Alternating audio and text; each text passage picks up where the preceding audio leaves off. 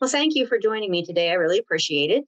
Um, I wanted to talk to you before we get too much into the information about Salute Mission Critical itself. I was hoping you could tell me a little bit about your military background. I understand that you're a veteran, retired. You betcha. I enlisted in 1976, so that'll give you a little idea of my age.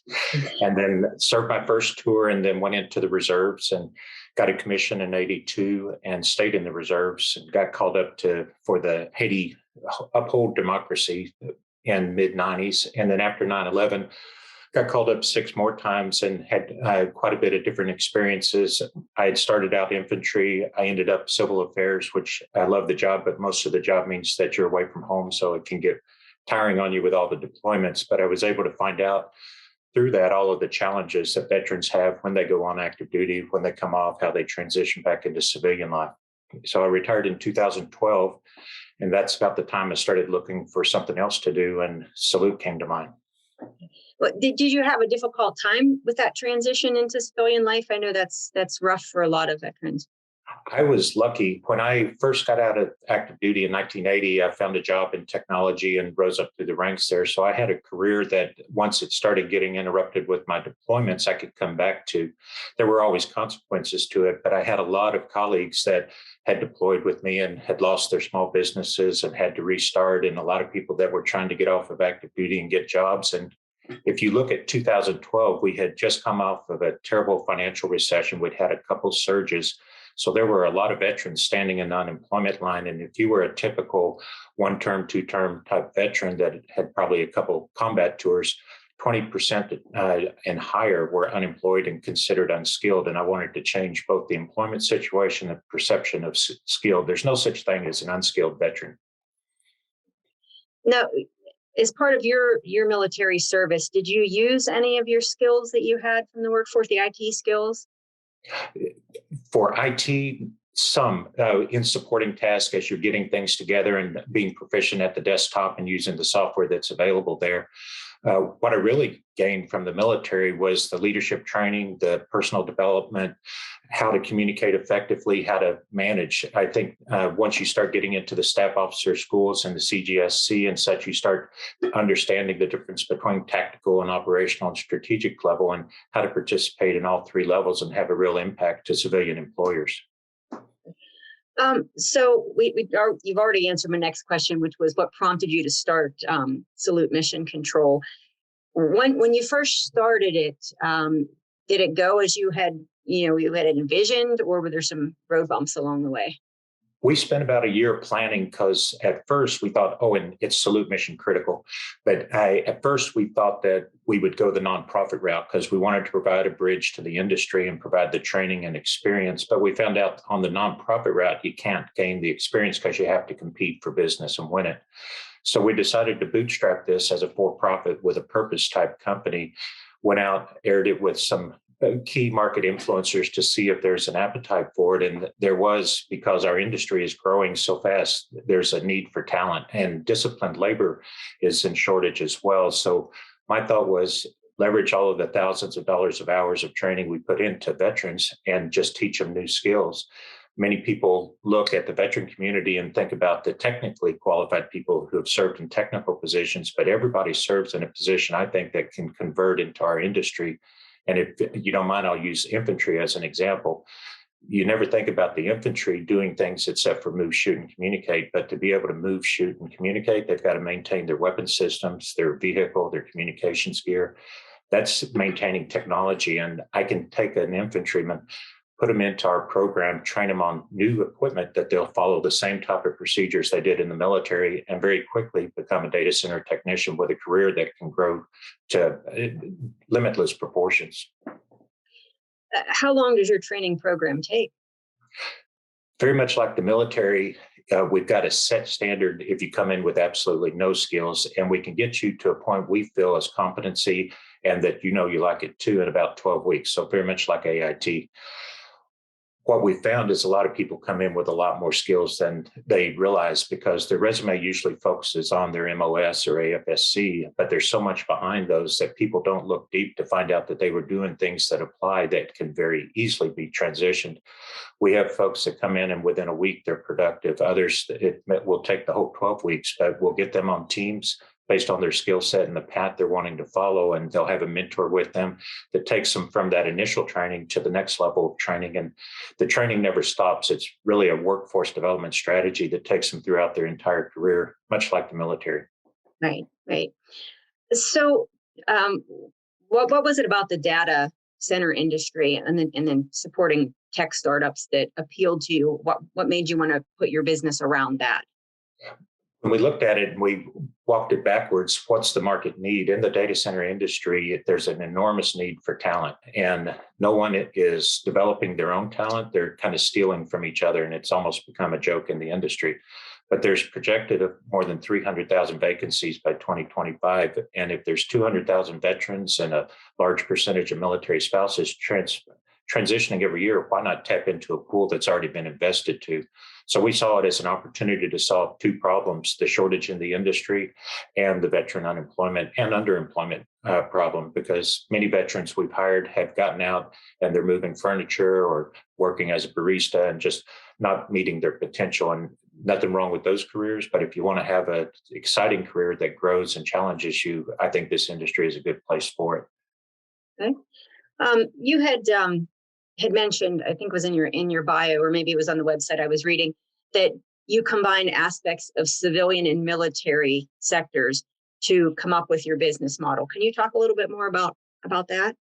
Very much. Our training management process and approach is based a lot on military doctrine and taking them through a progressive series of learning events, looking at those events and learning from the actions in them, doing the after action reports and turning it back in so that we're continuously improving. We also took the best of breed civilian aspects of the technology and how we can apply software and optimize the manual labor that we do. And by combining those and looking at them with a clear sense of both perspectives, I think we've developed a better product in the way we've been adopted in the market. Our growth, if you talk about that first year, we hired about 25. We're going to be up to about 800 staff by the end of this year. So just in 10, 11 years, we've grown phenomenally, and the 40% or more growth every year tells you that the product and the service we're providing is world-class, and people select based on the commercial deal.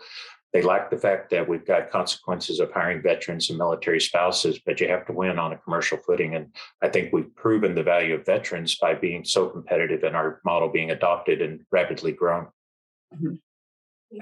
And my next question was, we've talked about training veterans. Is that all you do? Like, that's your entire workforce? You're focused on veterans, or do you go outside? That's a great program, because sometimes we get pigeonholed there. Training is just one step in the process. The way we fund the organization is we win service contracts to perform functions on site at the data centers.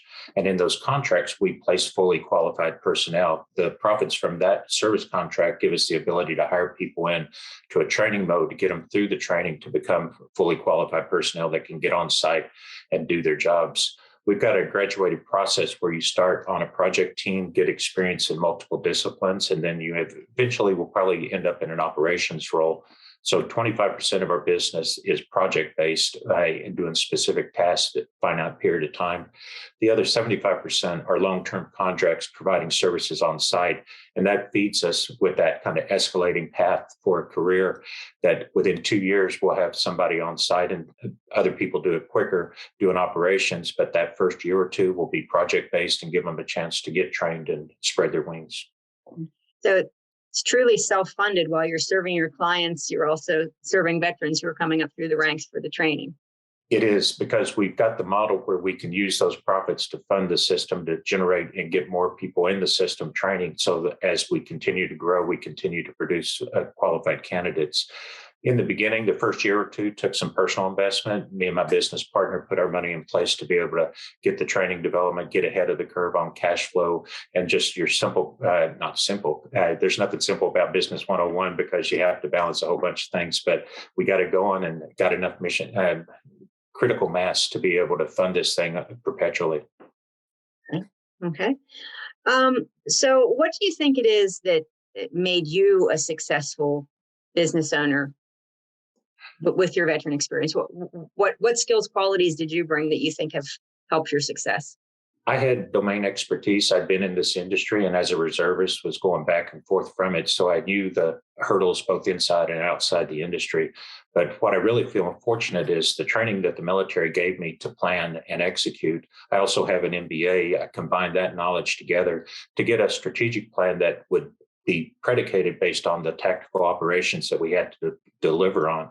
And by having a comprehensive business plan in place and executing against it, it really helped. You can't always foresee obstacles along the way, but if you have a good plan in place, you can execute a maneuver to get around them. Were there other business models that you looked at before creating your business strategy, or did you have to start from the ground up with your idea? We used the concepts of business planning, but we needed to find the market demand. And we looked at the market, and there's a lot of demand out there all over the board. If you look at the hierarchy of the industry, we're kind of the entry level physical layer where the infrastructure comes together. But there's cyber technologists, software developers. Some of the hyperscalers are focused on the software developer community, like Microsoft's and Google's, AWS, and they've got good training and transition programs there. But none of them were going after the majority of veterans who they considered unskilled, when I'm proving that they're all skilled, just need to be adapted. So if you can take that veteran into an entry-level physical location, give them time to adapt and to get into that job, they can determine where their path will go from there. We've had veterans with us 3-4 years that have chosen a software path, and while they were working with us, were getting their credentials there and then moved on. And we're different from our competitors in that we train people, we get them into jobs and positions, but we plan on them leaving eventually because they'll have other career aspirations. And by having an open environment like that, we work collaboratively with our clients when they want to hire one of our staff. We do the backfill, we work to have them into the new position, and everybody's set up for success. And we have veterans then in our client community continuing to grow in their career. So that's good. So for veterans, it's truly beneficial because they don't feel like they have to be, for lack of a better way to say it, stuck with your organization once they have their training, Exactly. They get on site a year or two, they like that client, the client likes them, and the client ends up with an opening that's not doing the function we're doing. It's usually in a program or regional level. And then they ascend into that position and we backfill them, and the supply chain is intact. And it also sets up the process for a long-term sustainable means of supplying good personnel to this industry. So we know this, that the IT is a growing industry and there's shortages. You would have already talked about how, companies seem to rob from one another the talent that they have, and it's hard to get newer talent in. Do you continue to see this being an in-demand industry that just may struggle to fill roles? Absolutely. It's going to continue to struggle to fulfill roles if it doesn't get more companies that are getting effective workforce development programs in place.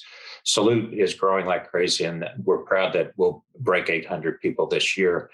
Even if we break 2,000 people, there's 200,000 veterans a year coming off active duty. The pool is rich with talent, and if people will get good training and transition programs in place, they can solve it themselves and basically fix their problems sustainably. And those that choose to partner with us get service contracts in place, and we become a part of that supply chain. Those that don't want to have service contracts can do it themselves. They just need to invest in the training program. And they're going to need to. This industry can't continue robbing from itself. Right. I've talked to many other people about the component of having workforce development and how important that is, and how so many companies are just falling short in that area. And it ends up hurting, the entire economy in the long run when we don't have, enough trained workers. Do you think that moving forward in the future, you'll change anything about the way you're doing things or your business model, or do you think this will continue to serve your needs? I think this will continue to serve our needs because we're hitting on so many valid points, both on a social and a commercial level. We've got a commercial model that's more effective because of the quality of people and training program we have in, and it's being adopted by the market. But there's so many social benefits too. The early years, we had more homeless than we do now, but we still hired quite a few homeless veterans, which boggles my mind that you would ever have a homeless veteran. And they're able to get on their feet and change their lives and start a career that works out. So we serve a specific function as a bridge to this industry and get people in that want to work with their hands. If it's any consequence, I'm the only former officer in the company. We really focus on prior enlisteds because they've been ignored for so long. But the strength of the Army is the NCOs, and you get the NCOs in as leaders and prior enlisted in coming as technicians. And we start executing with that military precision that this industry needs desperately. I noticed on your website that you have it looks like an advisory board, a community council, I think you called it. Can you tell me a little bit more about that and the role that it serves within your company? You bet. We've got a variety of veterans that are involved that are not in the company that give us information from the industry, give us coaching and counseling. My background is Army, but there's particular things that you say in the Navy that make no sense to me and vice versa.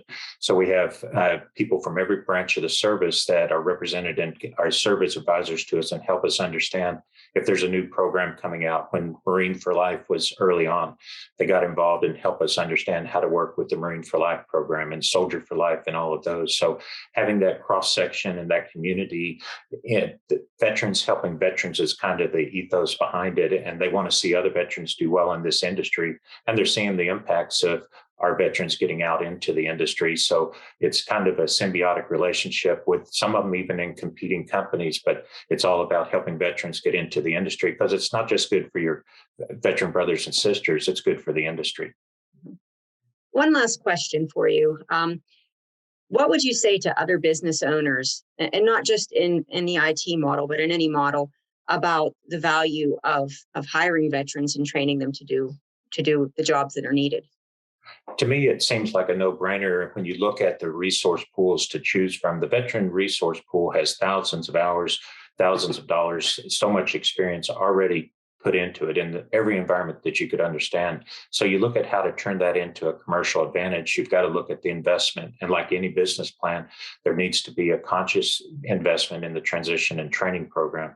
If you start with the end in mind as to where you can have the best impact, what skills do you need this year and what do you need in the coming years, you can start to set up that supply chain. And the business model is there. I'd be happy to share the ROI and how we did our modeling and how quickly it can or can't pan out depending on your sales. But there's the need for investment, there's the need for execution. And if you look at the veteran pool and look at the example Salute has proven, building on such a resource-rich environment makes it a success factor right there. And it's all on commercial terms. They can ignore all of the stuff about helping those who serve their country. Look at the commercial value of this, and I think they'll come up with a plan that'll pass their CFO's eyes because there is a return on it.